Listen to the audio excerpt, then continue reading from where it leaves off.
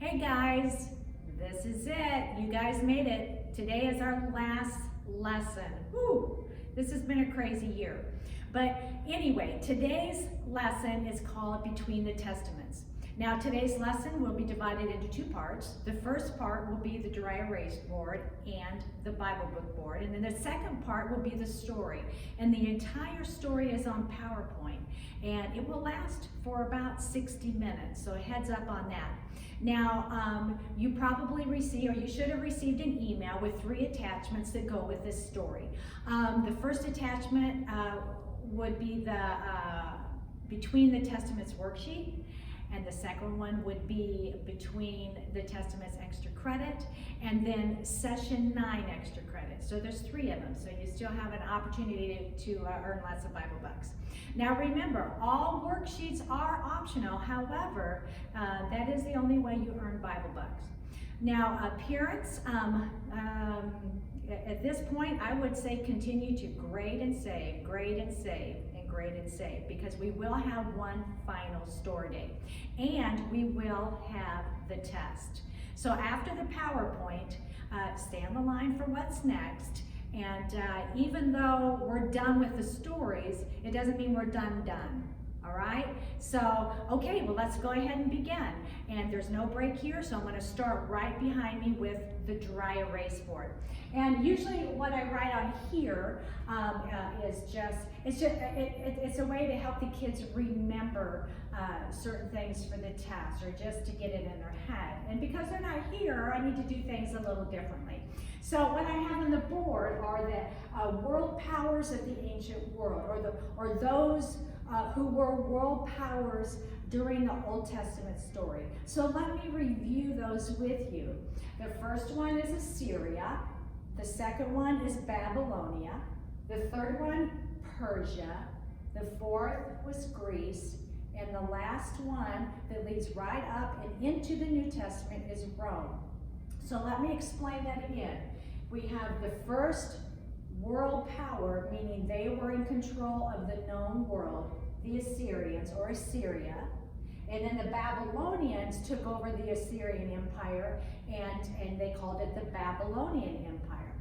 Then the Persians took over the Babylonian Empire, made it bigger and better than ever before, and called it the Persian Empire. And then you're going to learn in our story today that that's not the end. There's going to be someone that comes along that makes the empire even bigger and better than it was before. And if you notice, there's a pattern.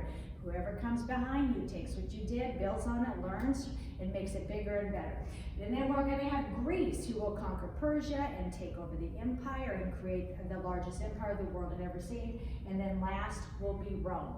As far as how to remember, I don't really have any clues except for the first 2 are like the first 2 letters in the alphabet, A and B.